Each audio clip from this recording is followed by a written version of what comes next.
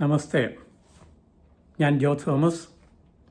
കേരളത്തിലെ പൊതുജനാരോഗ്യത്തെപ്പറ്റി ഗവേഷണം നടത്തുന്നൊരു വ്യക്തിയാണ്. മാർച്ച് 8 അന്താരാഷ്ട്രീയ വിമൻസ് ഡേ ആണ്. ഈ ദിവസം കേരളത്തിലെ ഏകദേശം ഒരു മാസത്തോളമായി നടന്നു വന്നിരിക്കുന്ന ആശാ വർക്കേഴ്സിൻ്റെ സമരത്തെ വിശകലനം ചെയ്യാൻ ആണ് ഞാൻ ആഗ്രഹിക്കുന്നത്. ഈ വിശകലനത്തിന് ഒരു പൊതുജനാരോഗ്യ ഫ്രെയിമിൽ കൂടി ഞാനത് കാണാൻ ആഗ്രഹിക്കുന്നു. എനിക്ക് മുഖവരിയായിട്ട് പറയേണ്ട ഒന്ന് രണ്ട് കാര്യങ്ങൾ. ഒന്ന്, 8 മണിക്കൂറിൽ കൂടുതൽ ജോലി ചെയ്യുന്ന ആരും ഒരു വോളണ്ടറി വർക്കറല്ല. അവർ തൊഴിലാളി എന്ന അതിൻ്റെ യഥാർത്ഥത്തിലുള്ള ആശയത്തിൽ അവരെ തൊഴിലാളികളായിട്ട് കാണേണ്ടതാണ്.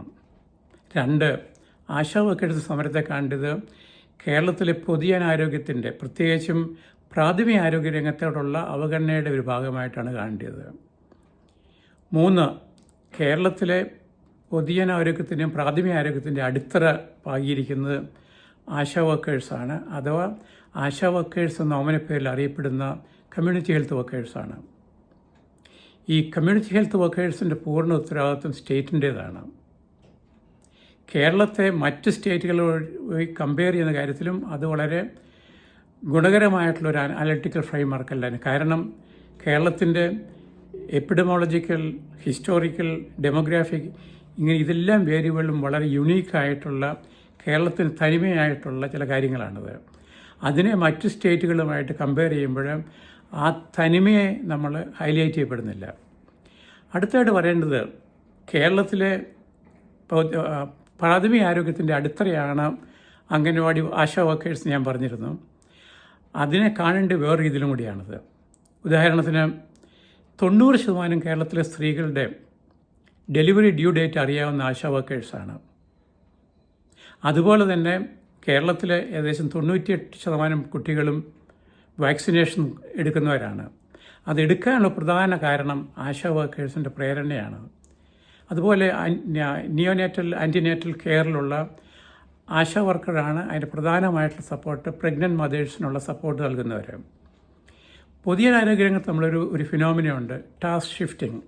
ഉദാഹരണത്തിന്, ഡോക്ടേഴ്സ് ഇല്ലാത്ത സ്ഥലങ്ങളിൽ ചിലപ്പോൾ നഴ്സുമാർ ഡോക്ടേഴ്സിൻ്റെ ഫങ്ഷൻ ചെയ്യാറുണ്ട്.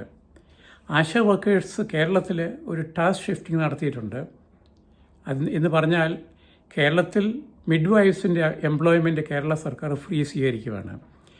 ആ ടാസ്ക്കാണ് ആശാ വർക്കറിലേക്ക് ഷിഫ്റ്റ് ചെയ്തിരിക്കുന്നത്. എന്ന് പറഞ്ഞാൽ, ആശാ വർക്കേഴ്സിൻ്റെ ജോലി ഭാരത്തിൻ്റെ ഒരു പരിധി വരെയും അവർ മിഡ് വൈഫ്സ് ചെയ്യേണ്ട ജോലിയാണ് ഇപ്പം ചെയ്തുകൊണ്ടിരിക്കുന്നത്.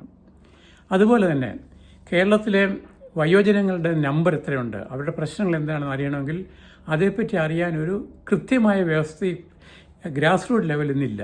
പക്ഷേ ഏത് ആശാ വർക്കറോടും ചോദിച്ചോ അവരുടെ ഡീറ്റെയിൽ, എത്ര കിടപ്പ് രോഗികളുണ്ട്, എത്ര elderly population need support. So ഇങ്ങനത്തെ കാര്യങ്ങളെല്ലാം പ്രാഥമിക ആരോഗ്യരംഗത്തെ ഡേറ്റ കളക്ഷൻ്റെ ഏറ്റവും പ്രധാനപ്പെട്ട കോൺട്രിബ്യൂഷനാണ് ആശാ വർക്കേഴ്സ് നടത്തുന്നത്. അടുത്തത് പറയാനുള്ളത്, ഈ അനിശ്ചിത രീതിയിൽ തുടരുന്ന ആശാ വർക്കേഴ്സിൻ്റെ സമരം കേരളത്തിലെ പൊതുജനങ്ങളുടെയും സർക്കാരിൻ്റെയും സാമൂഹ്യ നീതിയുള്ള കാഴ്ചപ്പാടാണത്. ഇതൊരു സാമൂഹ്യ നീതിയുടെ പ്രശ്നമാണ്. ഒരു തൊഴിലാളി 8 മണിക്കൂർ കൂടുതൽ ജോലി ചെയ്യുന്ന ഒരു സാമൂഹ്യ ആരോഗ്യ തൊഴിലാളിയെ വേണ്ട വിധത്തിൽ പരിഗണിക്കുകയോ അവരുമായിട്ടുള്ള ഒരു ചർച്ച നടത്തി ഈ പ്രശ്നം പരിഹരിക്കാനുള്ള ഒരു താല്പര്യം മുന്നോട്ട് വെക്കാതിരിക്കുന്നത് ഈ സാമൂഹ്യ നീതിയോടുള്ള ഒരു കാഴ്ചപ്പാടായിട്ടാണ് ഞാൻ കാണുന്നത്.